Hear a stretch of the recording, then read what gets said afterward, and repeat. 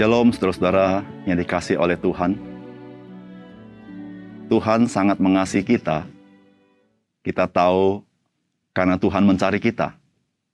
Dulu kita sesat sebagai domba. Namun Tuhan mencari kita, mendapatkannya, dan memberikan hidup, dan hidup itu dalam kelimpahan. Bukankah kita semua mengalami kebaikan Tuhan seperti ini? Oleh karena itu, biarlah kita boleh memuji-muji nama Dia, karena Dia memang baik kepada kita. Salam jumpa dalam program Tuhan adalah Gembalaku. Pernahkah saudara kehilangan sebuah barang, atau barang tertentu yang milik saudara itu menjadi rusak, sehingga tidak berfungsi? Apakah saudara akan membeli lagi barang yang seperti itu? Ataukah apakah saudara akan membetulkan barang itu? Saudara semua tentu jawabannya tergantung. Tergantung apa? Yaitu apakah barang itu memang penting bagi saudara bukan? Atau barang itu memang saudara butuhkan? Namun jikalau barang itu tidak penting bagi saudara, kemungkinan saudara tidak akan membelinya kembali atau memperbaikinya.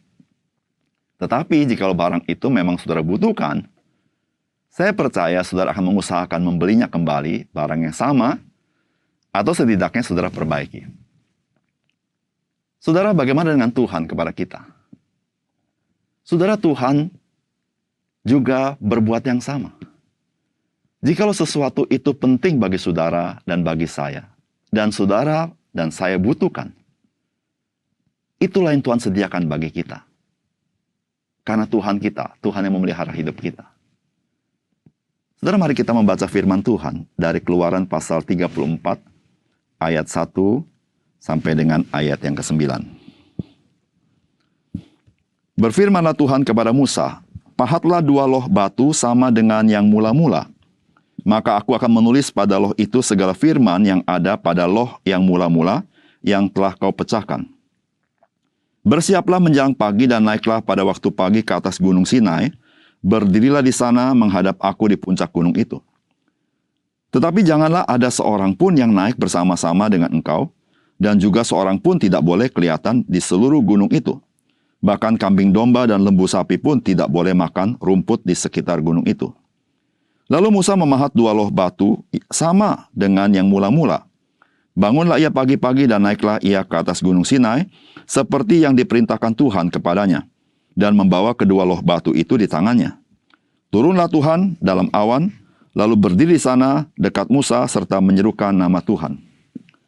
Berjalanlah Tuhan lewat dari depannya dan berseru, "Tuhan, Tuhan, Allah penyayang dan pengasih, panjang sabar, berlimpah kasih-Nya dan setia-Nya, yang meneguhkan kasih setia-Nya kepada beribu-ribu orang, yang mengampuni kesalahan, pelanggaran, dan dosa. Tetapi tidaklah sekali-kali membebaskan orang yang bersalah dari hukuman, yang membalaskan kesalahan bapa kepada anak-anaknya, dan cucunya kepada keturunan yang ketiga dan keempat." Segeralah Musa berlutut ke tanah lalu sujud menyembah, serta berkata, "Jika aku telah mendapat kasih karunia hadapan-Mu ya Tuhan, berjalanlah kiranya Tuhan di tengah-tengah kami. Sekalipun bangsa ini suatu bangsa yang tegar tengkuk, tetapi ampunilah kesalahan dan dosa kami. Ambillah kami menjadi milik-Mu." Saudara yang dikasihi oleh Tuhan, ketika Musa turun dari gunung dan dia melihat bagaimana bangsa Israel telah berlaku tidak setia karena mereka menyembah patung anak lembu emas, maka Musa menjadi sangat marah. Maka dia membuang kedua loh batu di tangannya yang dia bawa turun dari gunung. Dia membuangnya sehingga kedua loh batu itu pecah. Pada peristiwa yang kita baca dari firman Tuhan hari ini, Tuhan memerintahkan kepada Musa untuk menyiapkan 2 loh batu yang baru.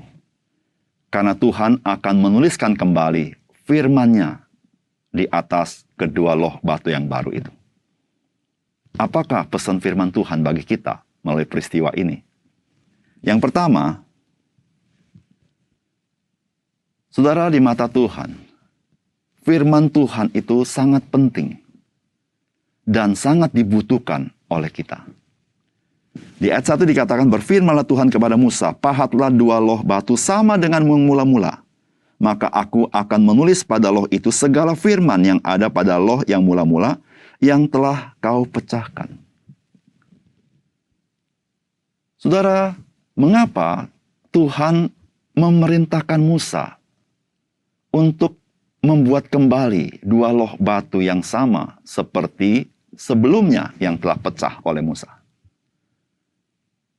Saudara, karena Tuhan melihat umat Tuhan membutuhkan firman Tuhan. Dan firman itu adalah penting bagi mereka. Karena mereka adalah umat Tuhan.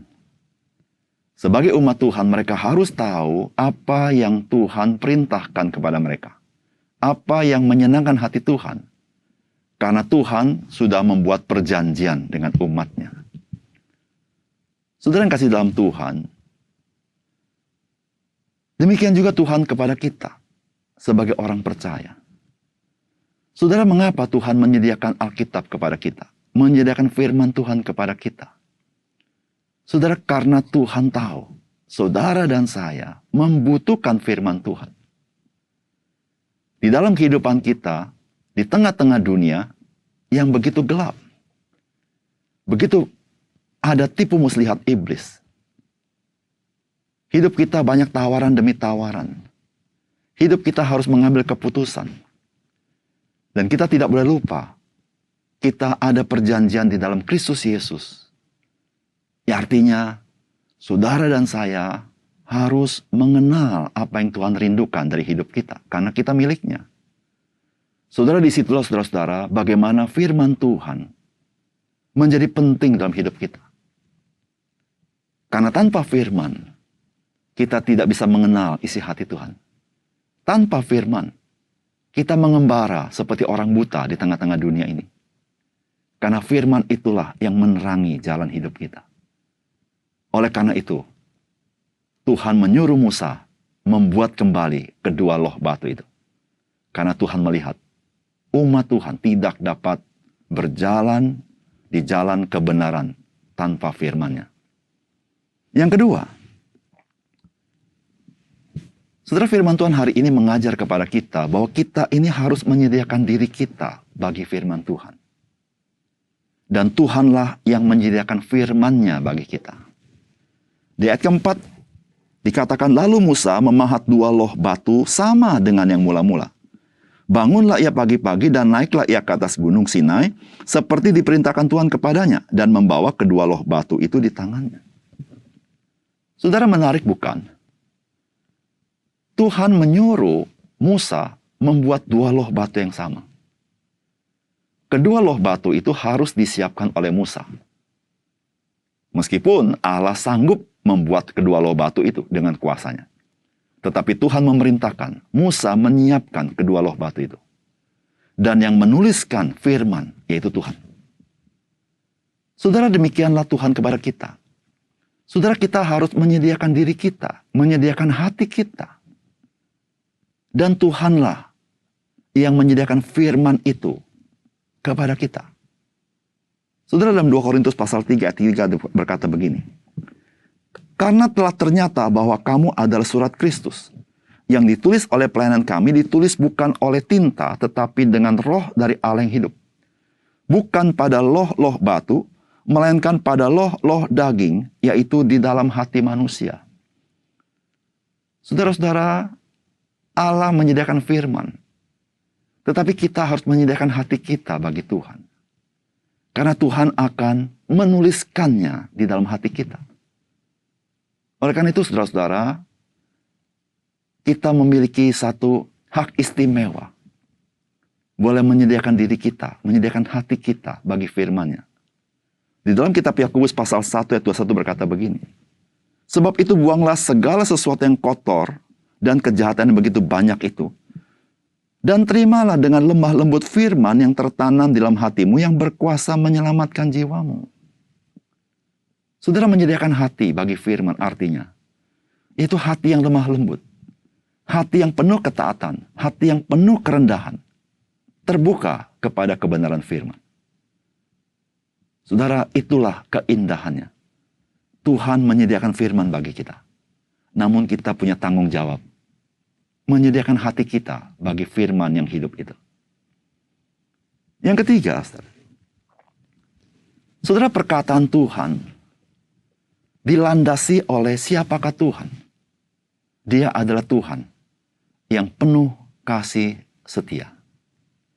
Ayat 6 dan 7 berkata begini, "Berjalanlah Tuhan lewat dari depannya dan berseru, Tuhan, Tuhan, Allah penyayang dan pengasih, panjang sabar, berlimpah kasihnya dan setianya, yang meneguhkan kasih setianya kepada beribu-ribu orang, yang mengampuni kesalahan, pelanggaran, dan dosa, tetapi tidaklah sekali-kali membebaskan orang yang bersalah dari hukuman, yang membalaskan kesalahan bapa kepada anak-anaknya dan cucunya, kepada keturunan yang ketiga dan keempat." Saudara-saudara, bersamaan dengan Tuhan memberikan firman-Nya, maka Tuhan memberitahukan siapakah Dia. Dia adalah Tuhan yang penuh kasih setia. Artinya adalah Tuhan yang berfirman, dan Dia tidak pernah menyangkali perkataannya, dan Dia setia memegang firman-Nya. Saudara-saudara yang kasih dalam Tuhan, berbahagialah orang-orang percaya yang mengenal firman Tuhan, karena firman Tuhan dilandasi oleh Tuhan sendiri dengan sifat-sifatnya di dalam kesetiaan dan kasih-Nya.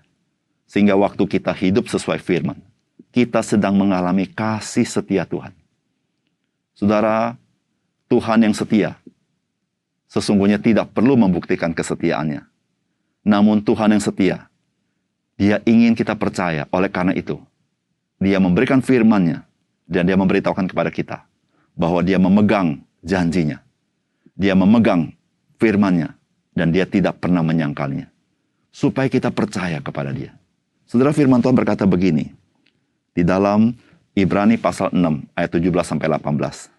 "Karena itu, untuk lebih meyakinkan mereka yang berhak menerima janji itu akan kepastian putusannya, Allah telah mengikat dirinya dengan sumpah, supaya oleh dua kenyataan tidak berubah-ubah tentang mana Allah tidak mungkin berdusta, kita yang mencari perlindungan beroleh dorongan yang kuat untuk menjangkau pengharapan yang terletak di depan kita." Saudara, Tuhan itu Tuhan setia dan tidak diragukan.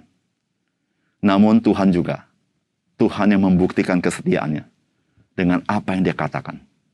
Saudara yang kasih dalam Tuhan, berbahagialah kita ketika kita mengenal Tuhan seperti ini, dan kita mau tunduk di bawah firman-Nya, dan disitulah kita mengalami anugerah kasih setia Tuhan dalam hidup kita. Mari kita berdoa.